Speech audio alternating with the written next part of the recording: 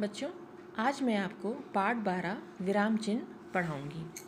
आइए देखें इस पाठ में क्या है। विराम का अर्थ है रुकना या विश्राम लेना। भाषा के लिखित और मौखिक रूप में यदि विराम ना लिया जाए तो बड़ी गड़बड़ हो जाती है। कैसे? उदाहरण देखिए। रोको मत जाने दो। तो सही क्या होगा, इसमें विराम कैसे लगाएं? रोको मत जाने दो। विराम चिन्ह के कारण अर्थ उल्टा हो गया है। भाषा के लिखित रूप में जिन विराम चिन्हों का प्रयोग किया जाता है उनमें से कुछ प्रमुख चिन्ह इस प्रकार हैं। बच्चों, जब हम कोई भाषा अपने लिखित या मौखिक रूप में करते हैं तो उसमें विराम का प्रयोग किया जा सकता है और उसमें हमें कहाँ कहाँ क्या विराम चिन्ह लगाने हैं उससे हमें पता चलता है कि क्या इसमें वाक्य सही है और वो चिन्ह किस प्रकार से हैं। और भाषा के लिखित रूपों में जिन विराम चिन्हों का हम प्रयोग करते हैं उनमें से कुछ चिन्ह हम यहाँ पे बताएंगे। आप एक एक चिन्ह के बारे में समझिएगा। पहला चिन्ह आता है आपका पूर्ण विराम।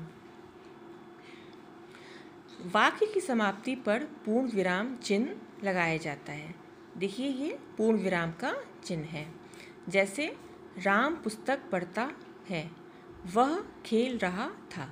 ये जितना भी लाल आप देख रहे हैं ये पूर्ण विराम का चिन्ह है। पहला आपका हो गया पूर्ण विराम। आइए दूसरा देखें। दूसरा होता है अल्प विराम। जहाँ बहुत कम समय के लिए रुकना पड़ता है वहाँ अल्प विराम का प्रयोग किया जाता है। ये देखिए अल्प विराम का चिन्ह है। जैसे केशव अल्पविराम, रवि अल्पविराम, श्रुति तथा मोहन आ गए हैं। हाँ, मैं पास हो गया हूँ। ये अल्प विराम है। तीसरा देखिए अर्धविराम।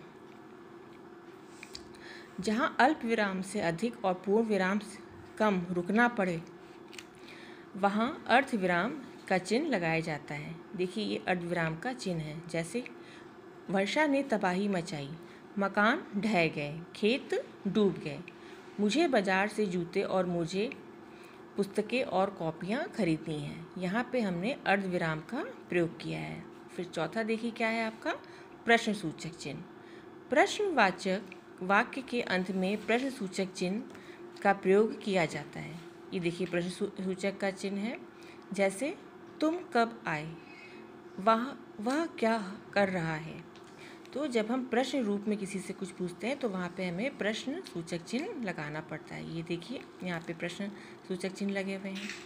अब आपका आखिरी आता है विस्मय सूचक चिन्ह। आश्चर्य, घृणा, हर्ष, शोक आदि भावों को प्रकट करने के लिए विस्मय सूचक चिन्ह का प्रयोग किया जाता है। बच्चों ये देखिए आपका विस्मय सूचक चिन्ह है। जैसे वाह, तुमने तो कमाल कर दिया। दूसरा देखिए हाय, मार डाला। ये यहाँ पे देखिए जहाँ जहाँ लाल है यहाँ पे विस्मय सूचक चिन्ह लगे हुए हैं। ये आश्चर्य, घृणा, हर्ष, शोक आदि जो भी भाव आते हैं उसमें हम इसका प्रयोग करते हैं। बच्चों, आज आपको मैंने ये विराम चिन्ह जो है आपका ये पाठ 12 इसको मैंने बताया और विराम चिन्ह कहाँ कहाँ हम इसको लिखित रूप में प्रयोग करते हैं वो भी मैंने आपको बताया कि किस प्रकार से किया जाएगा, कहाँ कहाँ किन शब्दों में वाक्यों में लगाया जाएगा। आपको पूर्ण विराम भी पता है। आपको पूर्ण विराम है आपके यहाँ पे देखिए पूर्ण विराम आपका पहला हो गया। दूसरा हो गया आपका अल्प विराम, अर्ध विराम, प्रश्न सूचक और विस्मय सूचक। आप ये पाठ फिर से ध्यान से पढ़िएगा, समझिएगा और आशा करती हूँ आपको यह पाठ समझ में आ भी गया होगा। Thank you.